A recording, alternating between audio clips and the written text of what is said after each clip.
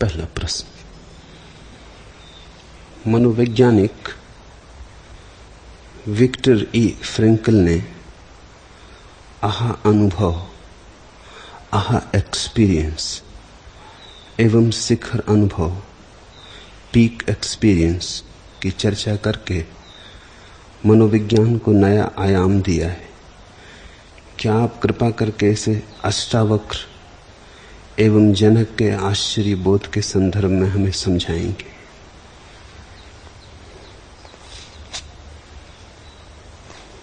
पहली बात, जिसे फ्रैंकल ने आहा अनुभव कहा है, वो आहा तो है, अनुभव बिल्कुल नहीं।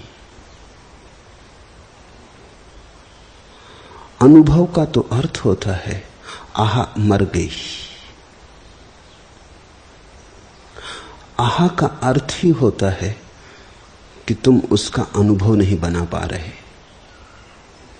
कुछ ऐसा घटा है जो तुम्हारे अतीत ज्ञान से समझा नहीं जा सकता, इसलिए तो आहा का भाव पैदा होता है। कुछ ऐसा घटा है जो तुम्हारी अतीत श्रृंखला से जुड़ता नहीं, श्रृंखला टूट गई। अनहोना घटा है, अपरिचित घटा है, असंभव घटा है, जिसे न तुमने कभी सोचा था, न विचारा था, न सपना देखा था, ऐसा घटा है। परमात्मा जब तुम्हारे सामने खड़ा होगा तो न तो वो कृष्ण की तरह होगा बांसुरी बजाता हुआ, और न जीसस की तरह होगा सूली पे लटका हुआ, और न राम की तरह होगा धनुष्बाण हाथ में लिए हुए। अगर राम की तरह धनुष्बाण हाथ में लिए खड़ा हो तो तुम्हारे अनुभव से मेल खा जाएगा। तुम कहोगे ठीक है, प्रभु द्वार आ गए। आहा पैदा नहीं होगा, अनुभव बन जाएगा, तुम्हारी धारणा में बैठ जाएगा। थोड़े बहुत चौंकोगे,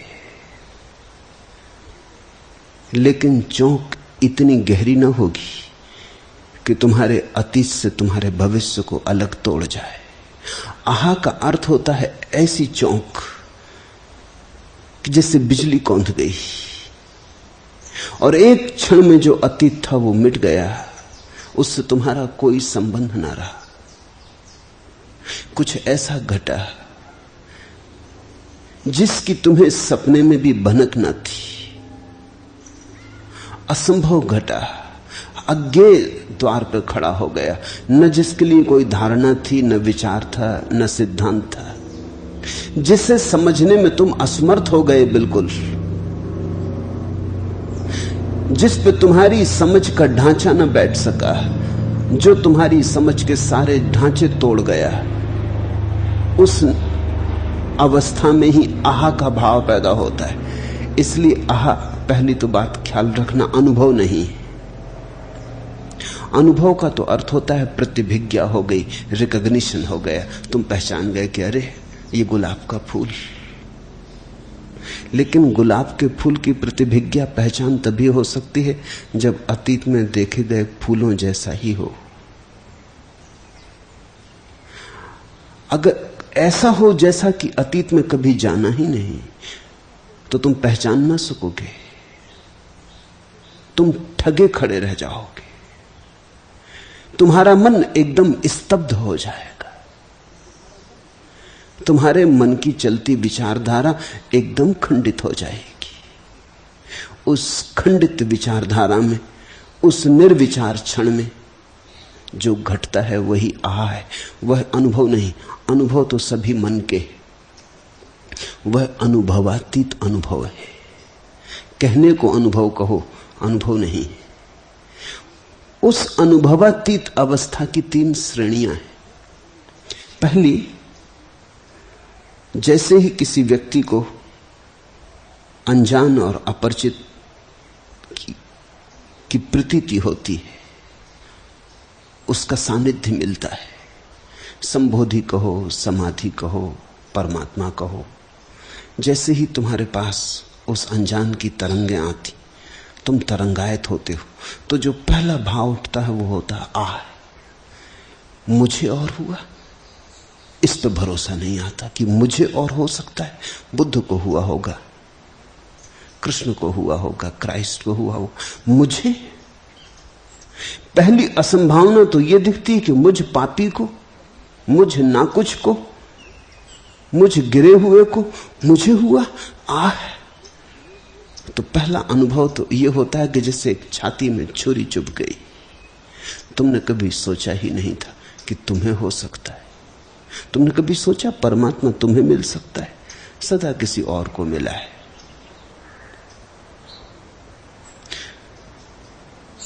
तुमने ना तो इतनी याद की है उसकी कभी कि तुम मान लो कि मुझे मिलेगा, न तुमने ऐसा कोई पुण्य अर्जन किया है कि मान लो कि मुझे मिलेगा। तुम्हारे पास अर्जित क्या है? हजार हजार भूलें की हैं, हजार हजार पाप किए हैं, हजार हजार नासमझियां की हैं, और की हैं ऐसा ही नहीं, अब भी जारी हैं। तो जब पहली दफा परमात्मा उतरता है तो अपने पर भरोसा नहीं आता, तो पहली तो चोट उठती, मुझे नहीं, ऐसा कैसे हो सकता है? तुम ये मान ही नहीं पाते कि ये प्रसाद तुम पे भी बरस सकता है। लेकिन मैं तुमसे कहता हूं कि ये सभी पे बरस सकता है। ये प्रसाद है, इसके पाने के लिए तुम्हें अर्जित करने की जरूरत ही नहीं। ये कुछ ऐसी चीज नहीं जिसे तुम मोल तोल कर लो, जिसे तुम खरीद लो त्याग से, तपश्चर्या से। जो त्याग से मिलता है वो कुछ और होगा, परमात्मा नहीं। जो तपश्चर्या से मिलता है वो कुछ और होगा, परमात्मा नहीं। क्योंकि जो तुम्हारे करने से मिलता है वो तुमसे छोटा होगा, तुमसे बड़ा नहीं हो सकता। जो तुम्हारे कृत्य से मिलता है, जो तुम्हारी मुट्ठी में बंधा है, उसका मूल्य ही क्या, वो विराट नहीं होगा। तुम्हारे कृत्य से जो मिलता है वो कर्ता से तो बड़ा नहीं हो सकता। कर्ता तो अपने कृत्य से सदा बड़ा होता है। तुम एक चित्र बनाते हो, कितना ही सुंदर चित्र हो, लेकिन चित्रकार से बड़ा तो नहीं हो सकता। चित्रकार से पैदा हुआ है, चित्रकार बड़ा होगा। तुमने एक गीत रचा, कितना ही सुंदर हो, कितना ही मनमोहक हो, लेकिन गीतकार से बड़ा तो नहीं हो सकता। तुमने वीणा बजाई, कैसा ही रस की धार बहे, लेकिन वीणा वादक से तो बड़ी नहीं हो सकती। जिससे बहती उससे तो छोटी ही होगी। अगर तुम्हारे कृत्य से परमात्मा मिले तो तुमसे छोटा होगा। इसलिए तो लोगों को जो परमात्मा मिलते हैं वो बहुत परमात्मा नहीं है, वो उनसे छोटे, वो उनके ही मन का खेल, उनकी ही आकांक्षाओं वासनाओं के रूप। वे सपने की भांति हैं, यथार्थ नहीं। वास्तविक परमात्मा तो प्रसाद रूप मिलता है। वहां तुम्हारा कृत्य होता ही नहीं, न तुम्हारा पुण्य होता है, न तुम्हारा ध्यान, न तुम्हारा तप, वहां कुछ भी नहीं होता। वहां तुम भी नहीं होते। जब तुम मिटते हो तब वो प्रसाद बरसता है। जब तुम सिंहासन खाली कर देते हो तब वो राजा आता है। तो पहली तो चोट लगती, तुम मान सकते थे कि किसी और को मिला, उसने बड़ी तपस्या की थी, जन्मों जन्मों तक पुण्य अर्जन किया था, तुम्हें मिला। तो पहला अनुभव तो है जब तुम थोड़े संभलते हो, जब तुम संभल के जो हो रहा है उसे देखते हो, जिससे हो रहा है उसकी फिक्र छोड़ देते हो, क्योंकि अब तो ये हो ही गया, इस पर रुकना क्या। जो हो रहा है जब तुम्हारी नजर उस पर जाती है तो भाव उठता है, अपूर्व हो रहा है, अनिर्वचनीय हो रहा है। शब्द बड़ा प्यारा है। ये किसी भाषा का शब्द नहीं है।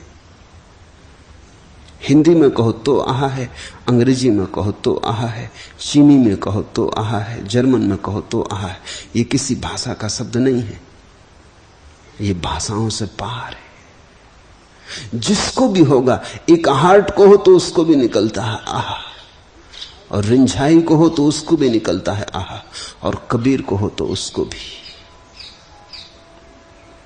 सारी दुनिया में जहां भी किसी ने परमात्मा का अनुभव किया है वहीं आहा का उद्घोष हुआ है। लेकिन ये भी दूसरी सीढ़ी है। पहले तुम अपने पे चौंकते हो कि मुझे हुआ, फिर तुम इस पे चौंकते हो कि परमात्मा हुआ। फिर इन दोनों के पार एक तीसरा बोध है जिसे हम कहें अहो। वही जनक को हो रहा है। तीसरा बोध है, फिर न तो यह सवाल है कि मुझे हुआ, न यह सवाल है कि परमात्मा हुआ। फिर सब्जेक्ट और ऑब्जेक्ट, मैं और तू के पार हो गई बात। हुआ यही आश्चर्य, होता है यही आश्चर्य है। तरतुलियन ने कहा है कि परमात्मा असंभव है, हो नहीं सकता, लेकिन होता है। तब तीसरी बात उठती है अहो। ऐसा समझो, आह, हृदय धक से रह गया, ठिठक के रह गया, अवाक। एक पूर्ण विराम आ गया। दौड़े चले जाते थे, न मालूम कहां कहां दौड़े चले जाते थे, पैर ठिठक गए, दौड़ बंद हो गई, सब रुक गया, श्वास तक ठहर गई। आह, जो श्वास आह में बाहर गई वो भीतर नहीं लौटती। थोड़ी देर सब शून्य हो गया, संभले, श्वास भीतर वापस लौटी। ये जो श्वास का भीतर लौटना है, ये बड़ा नया अनुभव है, क्योंकि तुम तो मिट गए आह में। अब श्वास भीतर लौटती है एक शून्य ग्रह में, मंदिर में। और अब ये श्वास लौटती है, वो जो बाहर खड़ा है परमात्मा, उसकी सुगंध से भरी हुई, उसकी गंध से आंदोलित, उसकी शीतलता, उसके प्रकाश के किरणों में नहाई हुई, उसके प्रेम में पगी। जैसे ही ये श्वास भीतर जाती है तो आहा। पहले तुम चौंक के रह गए थे, श्वास बाहर की बाहर रह गई थी। अब श्वास भीतर आती तो श्वास के बहाने परमात्मा भीतर आता है। तुम्हारा रोआ रोआ खिल जाता है, कली कली फूल बन जाती, हजार हजार कमल खिल जाते तुम्हारे चैतन्य की झील पर। आहा। और तब दोनों मिट जाते, न तो तुम हो न परमात्मा है। दोनों एक हो गए, सीमाएं खो गई, महामिलन होता। जहां न मैं हूं न तू है, तब अहो। आह है अवाक हो जाना, आहा है अवाक धन आश्चर्य, अहो है आश्चर्य धन अवाक धन कृतज्ञता। तो आह तो घट सकती है नास्तिक को भी, आह तो घट सकती है वैज्ञानिक को भी। जब वैज्ञानिक भी कोई नई खोज कर लेता है तो धक रह जाता है, भरोसा नहीं आता, आह निकल जाती। आह तो घट सकती है गणितज्ञ को भी। कोई सवाल जो वर्षों तक उलझाए रहा हो, जब हल होता है तो वर्षों तक उलझाए रहने के कारण इतना तनाव पैदा हो जाता है, और जब हल होता है तो सारा तनाव गिर जाता है, बड़ी शांति मिलती।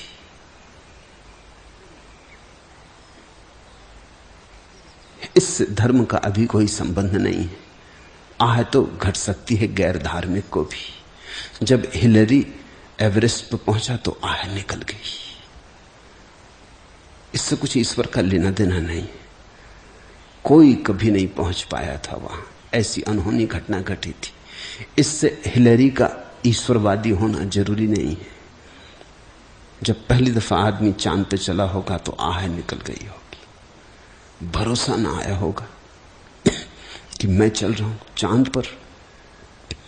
सदियों सदियों से आदमी ने सपना देखा, हर बच्चा चांद को पकड़ने के लिए हाथ उठाए पैदा होता है। पहली दफा मैं पहुंच गया हूं चांद पर। लेकिन इससे भी ईश्वर का कोई लेना देना नहीं। जब आह पैदा होती है तो आह पैदा हो सकती है कवि को चित्रकार को, मूर्तिकार को। आह तो पैदा हो सकती है वैज्ञानिक को, गणितज्ञ को, तर्कशास्त्री को। आह पैदा होती है एक कदम और, अवाक धन आश्चर्य, कवि को, मनीषी को, संगीतज्ञ को। जब संगीतज्ञ किसी ऐसी धुन को उठा लेता है जिसे कभी नहीं उठा पाया था, जब वो धुन बजने लगती, जब वो धुन वास्तविक हो जाती, सघन होने लगती, जब धुन चारों तरफ बरसने लगती, या कवि जब कोई गीत गुनगुना लेता है जिसे गुनगुनाने को जीवन भर तड़फा था, शब्द नहीं मिलते थे, भाव नहीं बंधते थे, जब पंक्ति बैठ जाती है, जब लय और छंद पूरे हो जाते, आहा थोड़ी रहस्यमय, आह बहुत व्यवहारिक है, और अहो धार्मिक। वो घटती है केवल रहस्यवादी समाधिस्थ व्यक्ति को, वो संबोधि में घटती है। ये जो जनक के वचन है ये अहो के वचन है। संभाले नहीं संभल रही है बात, हर वचन में कहे जाते हैं अहो अहो। इसमें बड़ी कृतज्ञता का भाव है, बड़ा गहन धन्यवाद है। पहली दफा आस्था का जन्म हुआ है, पहली दफा अंधेरे में आस्था की किरण उतरी। अब तक माना था, सोचा था, विचारा था कि परमात्मा है, अब परमात्मा भीतर आ गया है, अब प्रत्यक्ष है। रामकृष्ण से विवेकानंद ने पूछा कि मुझे परमात्मा को दिखाएंगे, मुझे परमात्मा को सिद्ध करके बताएंगे, मैं परमात्मा की खोज में हूं, मैं तर्क करने को तैयार हूं। रामकृष्ण सुनते रहे, और रामकृष्ण का तू अभी देखने को राजी है कि थोड़ी देर ठहरेगा? अभी चाहिए? थोड़े विवेकानंद चौंके, क्योंकि औरों से भी पूछा था, वो पूछते ही फिरते थे। बंगाल में जो भी मनीषी थे उनके पास जाते थे कि ईश्वर है, तो कोई सिद्ध करता था, प्रमाण देता था वेद से, उपनिषद से। और यहां एक आदमी है अपढ़, वो कह रहा अभी या थोड़ी देर रुकेगा, जैसे कि घर में रखा हो, जैसे कि खीसे में पड़ा हो परमात्मा। अभी ये सोचा ही नहीं था विवेकानंद ने कि कोई ऐसा भी पूछने वाला कभी मिलेगा कि अभी। और इसके पहले कि वो कुछ कहें, रामकृष्ण खड़े हो गए। इसके पहले कि विवेकानंद उत्तर देते, उन्होंने अपना पैर विवेकानंद की छाती से लगा दिया, और विवेकानंद के मुंह से जोर की चीख निकली, आह, और वो गिर पड़े और कोई घंटे भर बेहोश रहे। जब वो होश में आए तो आंखें आंसुओं से भरी थी, आह हो गई थी। जब उन्होंने रामकृष्ण की तरफ देखा तो अहो में रूपांतरण हुआ आह का, वो गदगद हो गए। उन्होंने पैर पकड़ लिए रामकृष्ण के और कहा, अब मुझे कभी छोड़ना मत, मैं ना समझूं, मैं कभी छोड़ूं भी, भागूं भी, लेकिन मुझे तुम कभी मत छोड़ना। ये हुआ क्या? विवेकानंद पूछने लगे, मुझे किस लोक में ले गए? सब सीमाएं खो गई, मैं खो गया, और अपूर्व शांति और आनंद की झलक मिली। तो परमात्मा है।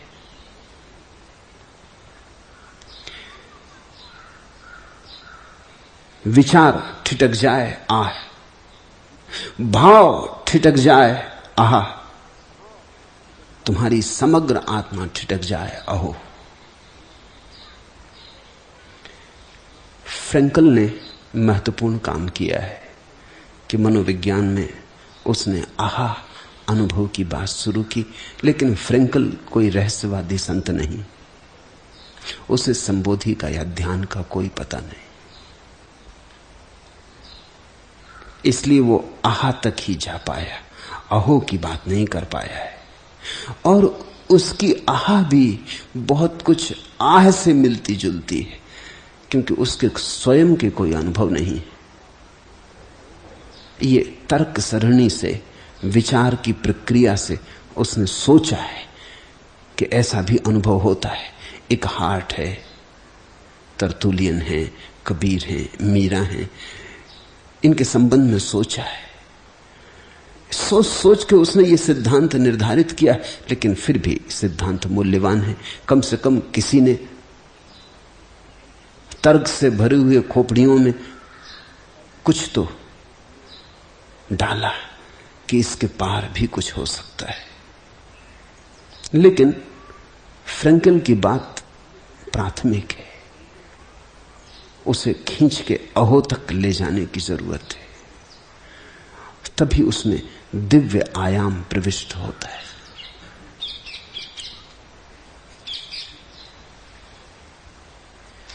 दूसरा प्रश्न, हम मनुष्यों ने किस महत आकांक्षा के बस अपनी अनुपम आश्चर्य बोध क्षमता का त्याग कर दिया है?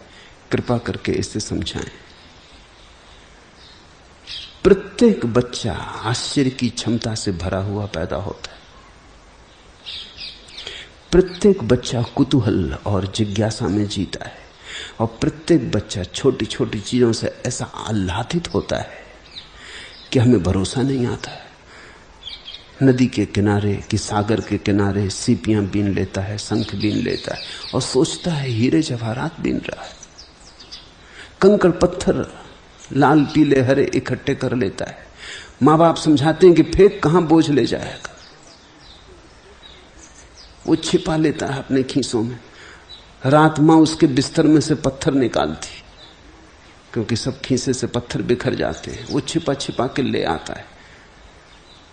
हमें दिखाई पड़ते हैं पत्थर, उसे दिखाई पड़ते हैं हीरे। अभी उसकी आश्चर्य की क्षमता मरी नहीं, अभी उसके प्राण पुलकित थे। अभी परमात्मा के घर से नया नया ताजा ताजा आया है। अभी आंखें रंगों को देख पाती हैं, अभी आंखें धूमिल नहीं हो गई, धुंधली नहीं हो गई। अभी कान स्वरों को सुन पाते, अभी हाथ स्पर्श करने से मर नहीं गए, अभी जीवंत चेतना है, अभी संवेदनशीलता है। इसलिए बच्चा छोटी छोटी चीजों में किलकारी मारता है। तुमने छोटे बच्चे को देखा, अकारण इतनी छोटी बात में कि तुम्हें ही भरोसा नहीं आता कि कोई इतनी छोटी बात में इतना प्रसन्न कैसे हो सकता है। लेकिन धीरे धीरे वो क्षमता मरने लगती। हम उसे मारते हैं इसलिए मरने लगती। बड़े बूढ़े बच्चे की जिज्ञासा में रस नहीं लेते। बड़े बूढ़ों के लिए अड़चन है। बच्चे की जिज्ञासा उन्हें एक उपद्रव है, एक उत्पात है, पूछे ही चला जाता है। उनके पास उत्तर भी नहीं है, इसलिए बार बार उसका पूछना उन्हें बेचैन भी करता है, क्योंकि उत्तर भी उनके पास नहीं, या जो उत्तर उनके पास है उन्हें खुद भी पता है वो थोथे। और बच्चों को धोखा देना मुश्किल है। बच्चा पूछता है ये पृथ्वी किसने बनाई, और तुम कहो परमात्मा ने। तो पूछता है परमात्मा को किसने बनाया। तुम डांटते डपटते हो। डांटने डपटने से तुम सिर्फ इतना कह रहे हो कि तुम्हारा उत्तर थोथा है। बच्चे ने तुम्हारा अज्ञान दिखा दिया। उसने कह दिया पिताजी किसको धोखा दे रहे हो, दुनिया भगवान ने बनाई। वो पूछता भगवान को किसने बनाया। तुम कहते चुप रहे, ना समझ, जब बड़ा होगा तो जान लेगा। तुमने बड़े होके जाना, लेकिन सिर्फ तुम टाल रहे हो, तुम छुटकारा कर रहे हो। तुम कह रहे हो मुझे मत सता, मुझे खुद ही पता नहीं, लेकिन इतनी कहने की तुम्हारी हिम्मत नहीं कि मुझे पता नहीं है। जब बच्चे ने पूछा पृथ्वी किसने बनाई, संसार किसने बनाया, काश तुम ईमानदार होते और कहते कि मैं भी खोज रहा हूं, पता चलेगा तो मैं तुझे कहूंगा। तुझे कभी पता चल जाए तो मुझे कह देना, मगर मुझे पता नहीं। तो आश्चर्य की क्षमता मरती नहीं। स्कूल जाता बच्चा और शिक्षकों से पूछता संसार किसने बनाया, और वो कहते कि हमें पता नहीं, हम खोजते हैं, लेकिन अभी तक कुछ पता नहीं चला। बड़ा रहस्य, तुम भी खोजना। नहीं, लेकिन मुश्किल है। बाप का अहंकार है कि बाप और न जाने। बाप ये बात मान ही नहीं सकता। बाप क्या हो गया, सब बातों का जानकार हो जाना चाहिए। कोई स्त्री मां क्या बन गई, हर बात की जानकार हो गई। कोई आदमी प्राइमरी स्कूल में पढ़ाने क्या लगा, 100 रुपए की नौकरी क्या मिल गई, वो हर चीज का जानकार हो गया। तो शिक्षक का अहंकार है, बाप का अहंकार है, मां का अहंकार है, बड़े भाइयों का, परिवार के लोगों का, समाज का अहंकार है। और छोटा सा बच्चा, इतने अहंकारों में तुम सोचते हो बच सकेगा? अबोध उसका नाजुक आश्चर्य तुम्हारे अहंकारों में दबेगा, पिस जाएगा, मर जाएगा। तुम सब उसे पीस डालोगे। जहां जाएगा वहीं डांट डपट खाएगा।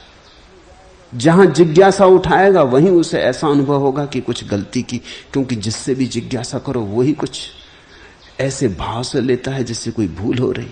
जिससे प्रश्न पूछो वही नाराज हो जाता है, या ऐसा उत्तर देता है जिसमें कोई उत्तर नहीं। अगर फिर उत्तर पूछो तो कहता नासमझी की बात है। छोटे मोटे लोगों की बात छोड़ दो, जिनको तुम बड़े बड़े ज्ञानी कहते हो, उनकी भी यही हालत है। जनक ने एक दफा बड़ा शास्त्रार्थ का आयोजन करवाया। उस समय के बड़े ज्ञानी याज्ञवल्क्य भी उसमें शास्त्रार्थ में गए। जनक ने 1000 गऊएं खड़ी रखी थी महल के द्वार पर कि जो जीत जाए ले जाए। याज्ञवल्क्य महापंडित थे। उन्होंने अपने शिष्यों को कहा कि गऊएं धूप में खड़ी हैं, तुम इनको ले जाओ, विवाद में पीछे कर लूंगा। इतना भरोसा रहा होगा अपने विवाद की क्षमता पर। बड़ा अहंकारी व्यक्तित्व रहा होगा। और सचमुच वो पंडित थे, उन्होंने विवाद में सभी को हरा दिया। लेकिन वो जमाने भी अद्भुत थे। एक स्त्री खड़ी हो गई विवाद करने को, गार्गी उसका नाम था। उसने याज्ञवल्क्य को प्रश्न पूछे, उसने मुश्किल में डाल दिया। स्त्री पुरुषों से ज्यादा बच्चों के करीब है, इसलिए तो स्त्री उम्र भी पा जाती तो भी उसके चेहरे पे एक भोलापन और बचकानापन होता। वही तो उसका सौंदर्य है। स्त्री बच्चों के करीब है क्योंकि अभी भी रो सकती, अभी भी हंस सकती। पुरुष बिल्कुल सूख गए होते। तो और तो सब पंडित थे, उन सूखे पंडितों को याज्ञवल्क्य ने हरा दिया। एक रस भरी स्त्री खड़ी हो गई और उसने कहा कि सुनो, मुझसे भी विवाद करो। वो दिन अच्छे थे, तब तक स्त्रियां विवाद से वर्जित न की गई थी। याज्ञवल्क्य के बाद ही स्त्रियों को विवाद से वर्जित कर दिया गया और कहा गया कि वो वेद न पढ़ सकेंगी। ये महत अनाचार हुआ। लेकिन इसके पीछे कारण था गार्गी ने याज्ञवल्क्य को पसीने पसीने कर दिया। कोई भी बच्चा कर देता, इसमें गार्गी की कोई खूबी न थी। खूबी इतनी ही थी कि अभी वो आश्चर्य भाव से भरी थी। वो पूछने लगी प्रश्न। उसने सीधा सा प्रश्न पूछा। पंडितों ने तो बड़े जटिल प्रश्न पूछे थे, उनके उत्तर भी याज्ञवल्क्य ने दे दिए थे। जटिल प्रश्न का उत्तर देना सदा आसान है, सरल प्रश्न का उत्तर देना सदा कठिन है। क्योंकि प्रश्न इतना सरल होता है कि उसमें उत्तर की गुंजाइश नहीं होती। जब प्रश्न बहुत कठिन हो तो उसमें बहुत गुंजाइश होती। इस कोने उस कोने 1000 रास्ते होते। जब प्रश्न बिल्कुल सीधा सरल हो, जैसे कोई पूछ ले कि पीला रंग यानी क्या, तो क्या करोगे? प्रश्न बिल्कुल सीधा सरल है। तुम कहोगे कि पीला रंग यानी पीला रंग, वो कहे ये भी कोई उत्तर हुआ? पीला रंग यानी क्या, समझाओ। अब पीला रंग इतनी सरल बात है कि इसको समझाने का उपाय नहीं, इसकी परिभाषा भी नहीं बना सकते। परिभाषा भी पुनरुक्ति होगी। अगर तुम कहो पीला रंग, तो ये तो पुनरुक्ति हुई, ये कोई परिभाषा हुई? ये तो तुमने वही बात फिर दोहरा दी। बात तो वहीं की वहीं रही, प्रश्न अटका ही रहा। गार्गी ने कोई बड़े कठिन प्रश्न नहीं पूछे, सीधी सादी स्त्री रही होगी, वही मुश्किल खड़ी हो गई। अगर वो भी उलझी स्त्री होती तो याज्ञवल्क्य ने उसे हरा दिया होता। वो पूछने लगी, मुझे तो छोटे छोटे प्रश्न पूछने, ये पृथ्वी को किसने संभाला हुआ है? याज्ञवल्क्य तभी डरा होगा कि झंझट की बात है, कोई शास्त्रीय प्रश्न नहीं। तो याज्ञवल्क्य ने जो पौराणिक उत्तर था दिया कि कछुए ने संभाला हुआ है, कछुए के ऊपर पृथ्वी टिकी। ये उत्तर बचकाना है, ये उत्तर बिल्कुल झूठा है। गार्गी पूछने लगी, और कछुआ किस पे टिका है? ये बच्चे का प्रश्न है, इसलिए मैं कहता हूं गार्गी ने उलझन खड़ी कर दी, क्योंकि वो सीधी सादी आश्चर्य से भरी हुई स्त्री रही होगी। कछुआ किस पे खड़ा है? याज्ञवल्क्य को घबराहट तो बढ़ने लगी होगी, क्योंकि तो मुश्किल मामला है। ये तो अब पूछती चली जाएगी, तुम बताओ हाथी पे खड़ा है, फिर हाथी किस पे खड़ा है, तुम कहां तक जाओगे? आखिर में ये तो हल नहीं होने वाला। तो उसने सोचा कि इसे चुप ही कर देना उचित है, जैसा कि सभी पंडित, सभी शिक्षक, सभी माँ बाप बजाय उत्तर देने के चुप करने में उत्सुक है। किसी तरह मुंह बंद कर दो। तो उसने कहा सब परमात्मा पे खड़ा हुआ है, सभी को उसने संभाला हुआ है। गार्गी ने कहा बस अब एक प्रश्न और पूछना है, परमात्मा को किसने संभाला? इसलिए मैं कहता हूं ये बिल्कुल बच्चों जैसा प्रश्न था, सीधा सरल। बस याज्ञवल्क्य क्रोध में आ गया। उसने कहा ये अति प्रश्न है गार्गी, अगर आगे पूछा तो सिर धड़ से गिरा दिया जाएगा। ये भी कोई उत्तर हुआ? मगर यही उत्तर सब बाप देते रहे कि अगर ज्यादा पूछा तो पिटाई हो जाएगी, सिर धड़ से अलग कर दिया जाएगा, सिर गिर जाएगा गार्गी अगर और तूने पूछा आगे। ये अति प्रश्न है। अति प्रश्न का क्या मतलब होता है? कोई प्रश्न अति प्रश्न हो सकता है? या तो सभी प्रश्न अति प्रश्न है, तो पूछो ही मत, फिर उत्तर ही मत दो। या फिर किसी प्रश्न को अति प्रश्न कहने का तो इतना ही अर्थ हुआ कि मुझे इसका उत्तर मालूम नहीं, ये मत पूछो। तुम्हें उत्तर मालूम नहीं है इसलिए प्रश्न अति हो गया, इससे तुम नाराज हो गए। और वो आखिरी दिन था भारत के इतिहास में। उसके बाद फिर स्त्रियों को वेद पढ़ने की मनाही कर दी गई, शास्त्र पढ़ने की मनाही कर दी गई, क्योंकि स्त्रियां खतरनाक थीं। वो छोटे बच्चों की तरह थी। वो झंझटें खड़ी करने लगी पंडितों को। भारत में एक अंधेरी रात शुरू हुई स्त्रियों के लिए। उनसे सारे सोच विचार के उपाय खोज लिए गए, छीन लिए गए। यही हमने बच्चों के साथ किया है। तो बच्चा कब तक अपने आश्चर्य के भाव को बचा के रखे? देर अबेर समझ जाता है कि कोई मेरे प्रश्नों में उत्सुक नहीं है, कोई मेरे आश्चर्य का साथी नहीं है। और जहां जहां मैं आश्चर्य भाव प्रकट करता हूं, जहां जहां मैं उत्सुकता लेता हूं, हर आदमी ऐसा भाव प्रकट करता है कि मैं कोई पाप कर रहा हूं। बच्चा इन इशारों को समझ जाता है। वो अपने आश्चर्य को पीने लगता है, रोकने लगता है, दबाने लगता है। जिस दिन बच्चा अपने आश्चर्य को दबाता है, उसी दिन बचपन की मौत हो जाती। उस दिन के बाद वो बूढ़ा होना शुरू हो जाता है। उस दिन के बाद फिर जीवन में विकास नहीं होता, सिर्फ मृत्यु घटती है। पूछा है कि किस महत आकांक्षा के वश हम अपनी अनुपम आश्चर्य बोध क्षमता का त्याग कर देते। महत आकांक्षा है लोग स्वीकार करें। बच्चा चाहता है बाप स्वीकार करे, मां स्वीकार करे, क्योंकि बच्चा उन पर निर्भर है। वो चाहता है कि मां प्रेम करे, बाप प्रेम करे। तो ऐसा कोई काम ना करूं जिससे बाप नाराज हो जाता है या बाप को बेचैनी होती है, अन्यथा प्रेम रुक जाएगा। ऐसी कोई बात ना पूछूं जिससे मां नाराज होती, ऐसी कोई बात ना पूछूं जिससे शिक्षक नाराज होता है। धीरे धीरे प्रेम पाऊं, स्वीकार पाऊं, दूसरे मेरे जीवन में सहयोगी बने, इस आधार पर आश्चर्य की मृत्यु हो जाती। बच्चा आश्चर्य को छोड़ देता है, अहंकार को पकड़ लेता है। ये सब अहंकार की आकांक्षा है कि लोगों में सम्मान मिले, अपमान न मिले, सभी लोग मुझे स्वीकार करें, सब लोग कहें कितना अच्छा, कितना शांत, कितना सौम्य बच्चा है। पूछने वाला उपद्रवी मालूम पड़ता है, सीमा से ज्यादा पूछने वाला विद्रोही मालूम पड़ने लगता है। अगर हर चीज पे पूछताछ करते चले जाओ तो बड़ी अड़चन हो जाती। मैं छोटा था तो मेरे घर के लोग मुझे किसी सभा इत्यादि में नहीं जाने देते थे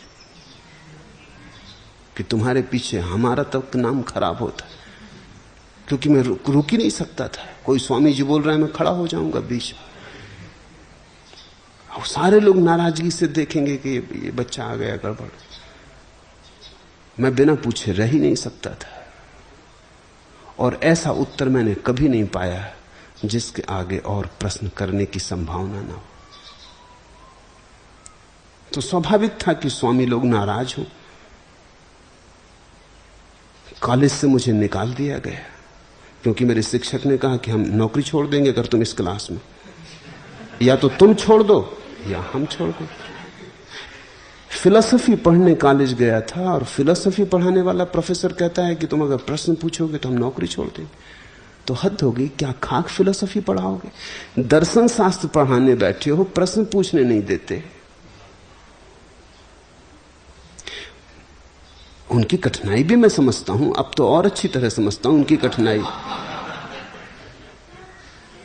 क्योंकि पढ़ना लिखना हो ही नहीं सकता था, मेरे पूछने का अंत नहीं था, और उनके पास इतनी हिम्मत ना थी कि वो किसी प्रश्न पर कह दें कि मुझे इसका उत्तर नहीं मालूम। वो अड़चन थी, वो कुछ ना कुछ उत्तर देते हो, मैं उनके उत्तर में से फिर भूल निकाल लेता। ऐसा हुआ कि 8 महीने तक पहले पाठ से हम आगे बढ़े ही नहीं।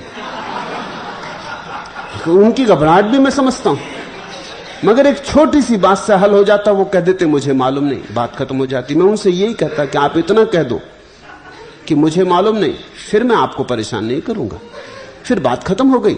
अगर आप कहते हो मुझे मालूम है तो ये विवाद चलेगा, चाहे जिंदगी मेरी खराब हो जाए और आपकी खराब हो जाए।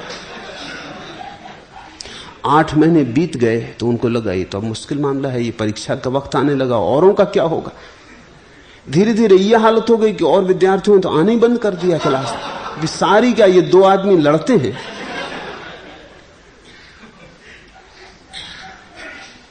आगे तो बात बढ़ती ही नहीं, बढ़ सकती भी नहीं थी, क्योंकि ऐसा कोई भी उत्तर नहीं है जिसमें प्रश्न न पूछे जा सके। हर उत्तर नए प्रश्न पैदा कर जाता है। हाँ, अगर उन्होंने जरा भी विनम्रता दिखाई होती, बात हल हो गई होती। मैंने उनसे बार बार कहा कि आप एक दफा कह दो कि मुझे इसका उत्तर नहीं मालूम, बात खत्म हो गई, फिर अशिष्टता है आपसे पूछना। लेकिन आप कहते हो मालूम है तो मजबूरी है, फिर मुझे पूछना ही पड़ेगा। उन्होंने तो इस्तीफा दे दिया, वो 3 दिन छुट्टी लेके घर बैठ गए। उन्होंने कहा मैं तो आऊंगा ही तब जब ये विद्यार्थी वहां नहीं रहेगा। आश्चर्य को तुम बचने नहीं देते। अब ये स्वाभाविक था, क्योंकि मेरी परीक्षा के पत्र उन्हीं के हाथ में थे। ये तो तय ही था कि मैं फेल होने वाला हूं, इसमें तो कोई शक शुबा नहीं था।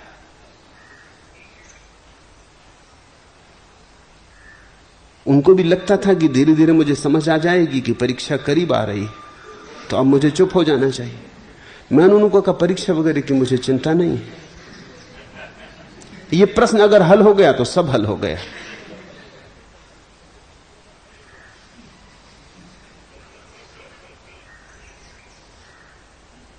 अगर हम सम्मान चाहते हैं तो स्वभाव था हमें राजी होना होगा। लोग जो कहते हैं वही मान लेने को राजी हो जाना होगा। तो तुमने पूछा है किस कारण से, किस महत आकांक्षा से आश्चर्य मर जाता है? अहंकार की आकांक्षा से आश्चर्य मर जाता है। सफल होना है तो आश्चर्य से काम नहीं चलेगा। आश्चर्य से भरे हुए लोग असफल होंगे ही, वे कहीं भी सफल नहीं हो सकते, क्योंकि सफल होने के लिए दूसरों का साथ जरूरी है। सफल होने के लिए सम्मान पाना जरूरी है। सफल होने के लिए दूसरों के बिना सफलता का उपाय कहां है?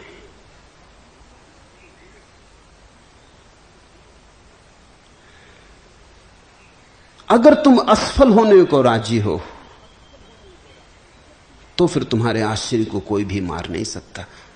लेकिन ये बड़ा कठिन है, असफल होने को कौन राजी होगा? अगर तुम ना कुछ होने को राजी हो तो तुम्हारा आश्चर्य कोई भी मार नहीं सकता। लेकिन अहंकार की स्वाभाविक आकांक्षा होती, सर्टिफिकेट हो, पुरस्कार मिले, शिक्षक सम्मान करें, माँ बाप सम्मान करें, गांव नगर समाज सम्मान करे, लोग कहें कि देखो कैसा सुपुत्र हुआ। लेकिन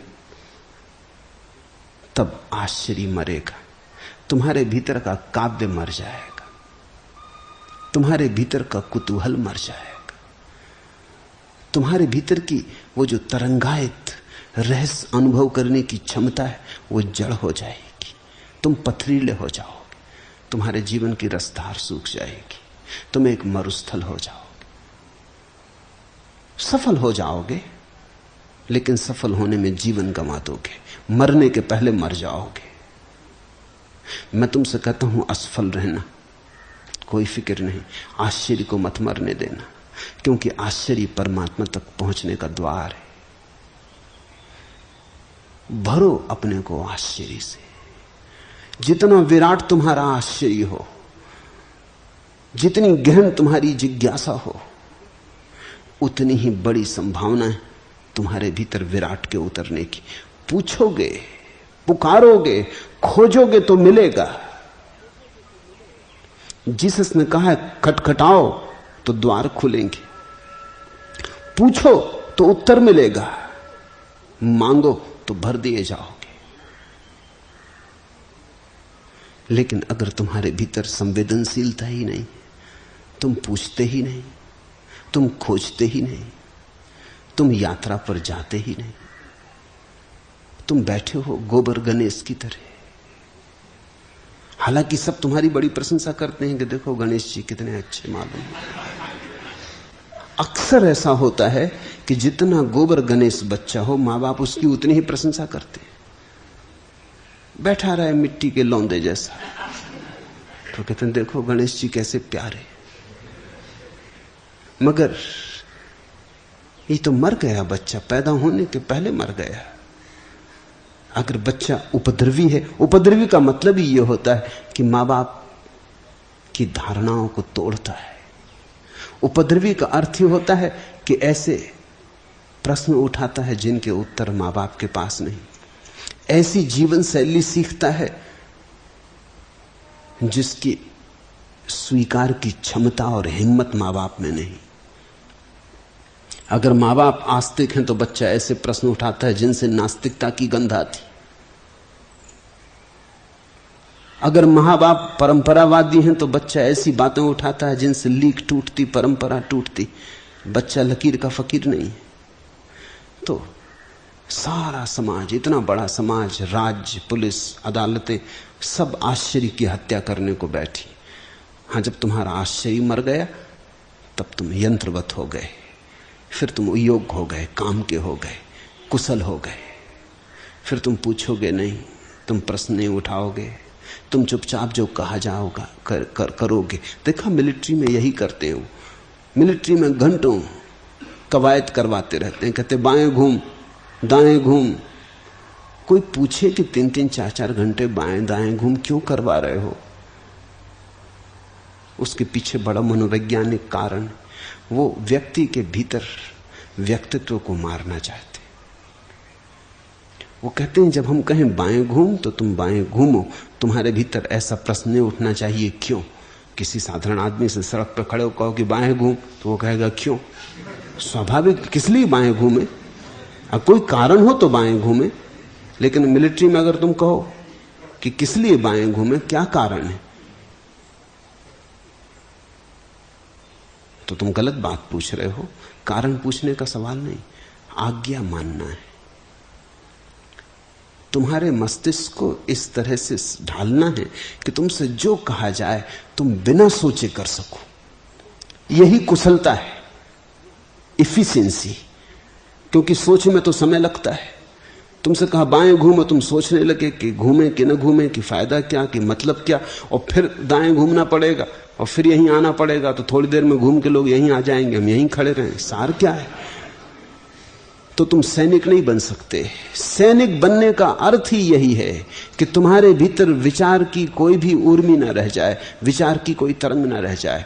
तुम बिल्कुल जड़वत हो जाओ।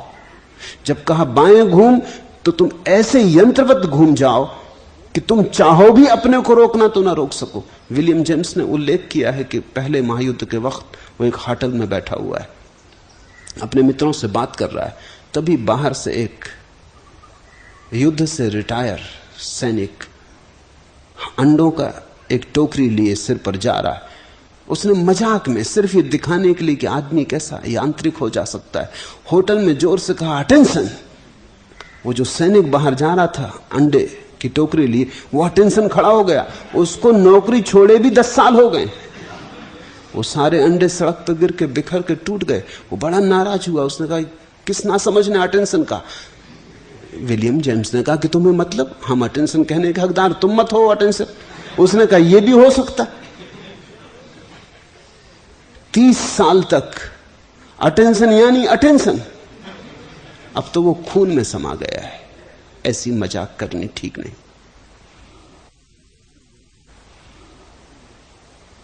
ये यंत्रवत्ता सैनिक में पैदा करनी पड़ती। तभी तो एक सैनिक को कहा मारो, गोली चलाओ, तो ये नहीं पूछता कि इस आदमी ने मेरा बिगाड़ा क्या जिस पर मैं गोली चलाऊं। वो ये नहीं सोचता इसकी पत्नी होगी घर, इसके बच्चे होंगे जैसे मेरी पत्नी और मेरे बच्चे। वो ये नहीं सोचता इसकी बूढ़ी माँ होगी, शायद इसी पे निर्भर होगी। वो ये नहीं सोचती इसका बूढ़ा बाप होगा, शायद आंखें खो गई होंगी, यही उसके जीवन की लकड़ी है, सहारा है। वो कुछ नहीं सोचता, गोली मार, तो वो गोली मारता है क्योंकि वो यंत्रवत है। जिस आदमी ने हिरोशिमा पर एटम बम गिराया और एक एटम बम के द्वारा 1 लाख आदमी 10 मिनट के भीतर राख हो गए, वो वापस लौट के सो गया। जब सुबह उससे पत्रकारों ने पूछा कि तुम रात सो सके, उसने कहा क्यों? खूब गहरी नींद सोया, आज्ञा पूरी कर दी, बात खत्म हो गई। इससे मेरा लेनी देना क्या है कि कितने लोग मरे कि नहीं मरे, ये तो जिन्होंने पॉलिसी बनाई वो जाने, मेरा क्या। मुझे तो कहा गया कि जाओ बम गिरा दो फलां जगह, मैंने गिरा दिया, काम पूरा हो गया, मैं निश्चिंत भाव से आके सो गया। 1 लाख आदमी मर जाएं तुम्हारे हाथ से गिराए बम से और तुम्हें रात नींद आ जाए, थोड़ा सोचो मतलब क्या हुआ। 1 लाख आदमी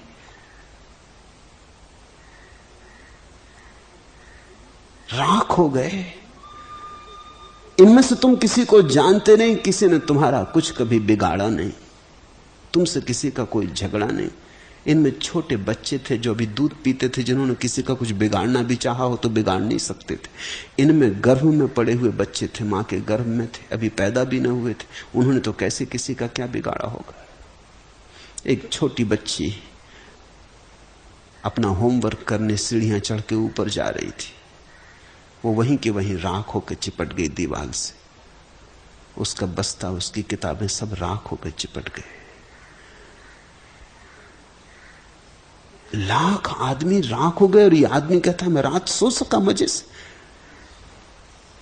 ये सैनिक है। सैनिक का मतलब इतना है कि वो आज्ञा का पालन करे। दुनिया में आज्ञा पालन करने वालों के कारण जितना नुकसान हुआ है, आज्ञा न पालन करने वालों के कारण नहीं हुआ।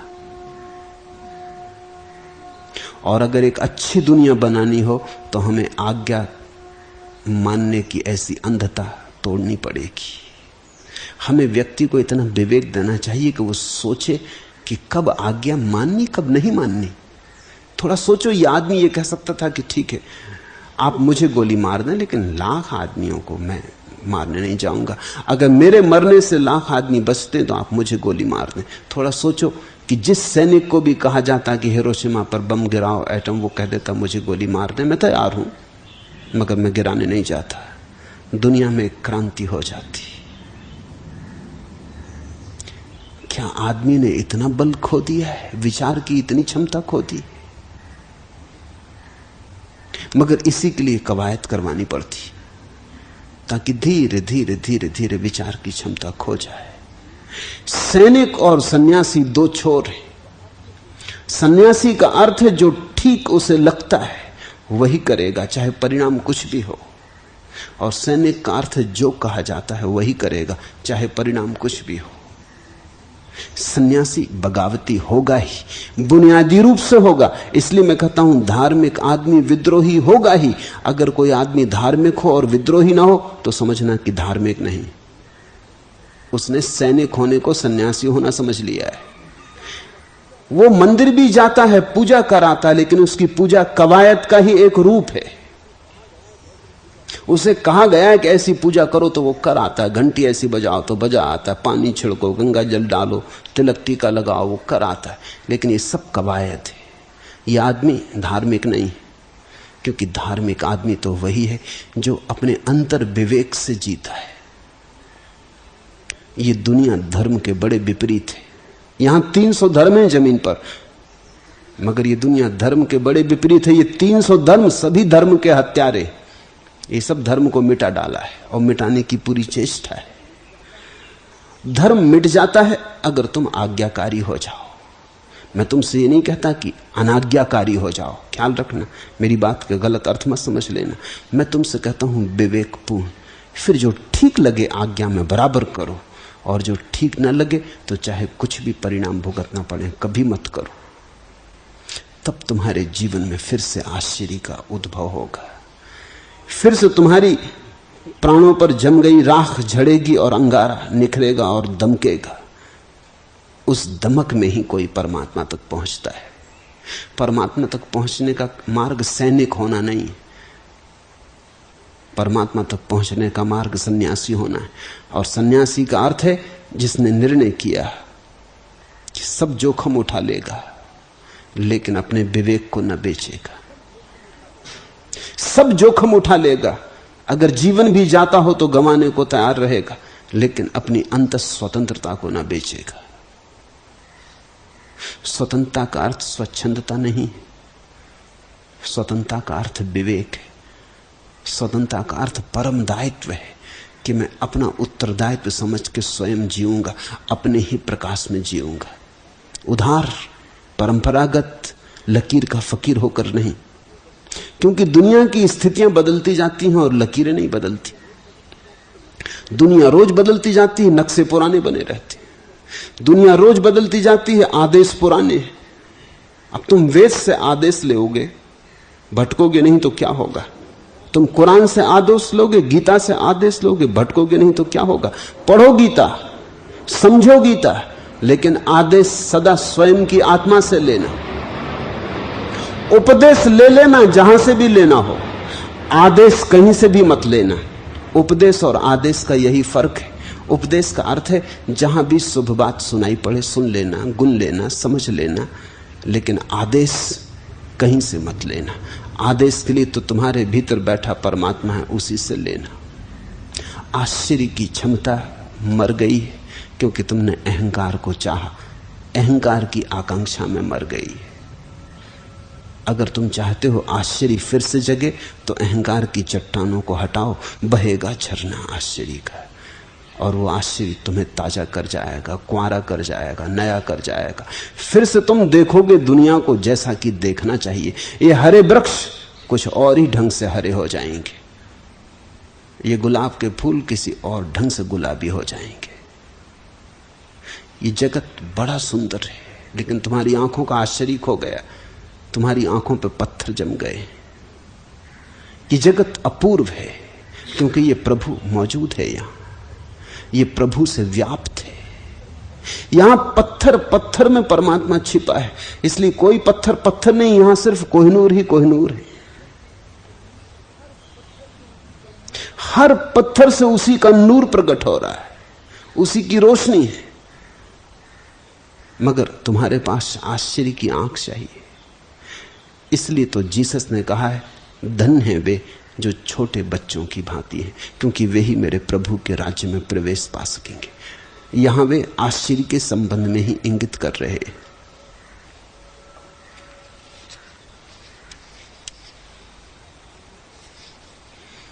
तीसरा प्रश्न, गुरु शिष्यों के साथ क्या कभी छियाछी का खेल भी खेलता है? कृपा करके कहें। छियाछी ही तो पूरा का पूरा संबंध है गुरु और शिष्य का। कभी कभी खेलता ऐसा नहीं, बस वही तो संबंध है।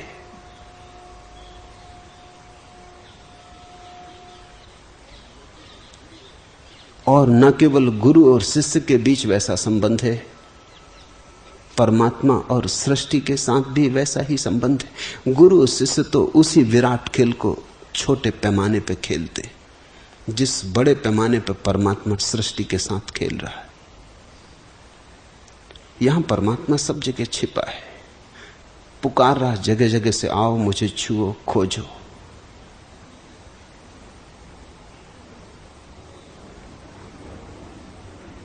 जिस दिन तुम उसकी पुकार सुन लोगे और तुम उसे खोजने लगोगे, उस दिन तुम पाओगे कि खोजने में इतना आनंद है कि तुम शायद कहने लगो कि जल्दी मत करना प्रकट हो जाने की।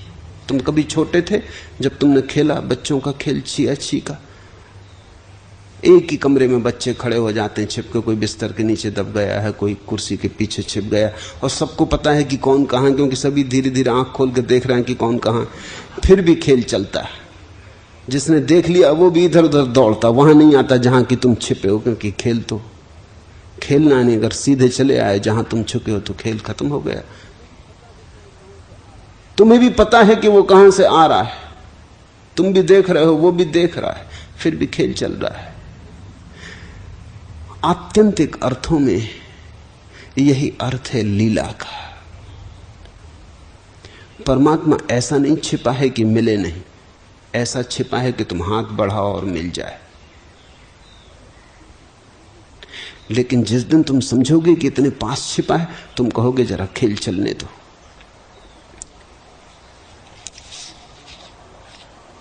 चुभते ही तेरा अरुण बाण, बहते कनकन से फूट फूट, मधु के निर्झर से सजल गान।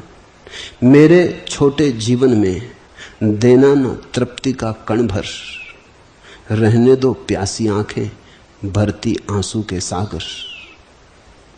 तुम मानस में बस जाओ छिप दुख की अवगुंठन से, मैं तुम्हें ढूंढने के मिस परिचित हो लूं कण कण से। तुम रहो सजल आंखों की सित असित मुकुरता बनकर, मैं सब कुछ तुमसे देखूं तुमको न देख पाऊं पर। भक्त कहता है सब तुमसे देखूं, तुम मेरी आंखों में छिप जाओ, मैं तुम्हारे द्वारा ही सब देखूं, फिर भी तुम्हें न देख पाऊं। और ये खेल चलता रहे। तुम मानस में बस जाओ छिप दुख की अवगुंठन से, मैं तुम्हें ढूंढने के मिस परिचित हो लूं कण कण से। ढूंढता फिरूं तुम्हें, और तुम्हें ढूंढने के बहाने मैं तुम्हें ढूंढने के मिस, तुम्हें ढूंढने के बहाने परिचित हो लूं कण कण से। खोजता फिरूं, एक एक कण में तुम्हें पुकारता फिरूं, लहर लहर में तुम्हें झांकता फिरूं, और इस बहाने सारे अस्तित्व से परिचित हो लूं। शायद परमात्मा के छिपने का राज और रहस्य भी वही है कि तुम उसे खोजने के बहाने इस अस्तित्व के महारहस्य से परिचित हो जाओ। वो तब तक छिपा ही रहेगा जब तक कि इस जगत के समग्र रहस्य से तुम परिचित नहीं हो जाते। तुम एक जगह उसे खोज लोगे, वो दूसरी जगह छिप जाएगा कि चलो अब दूसरी जगह से भी परिचित हो लो। तुम यहां उसे खोज लोगे, वो वहां छिप जाएगा ताकि तुम वहां से भी परिचित हो लो।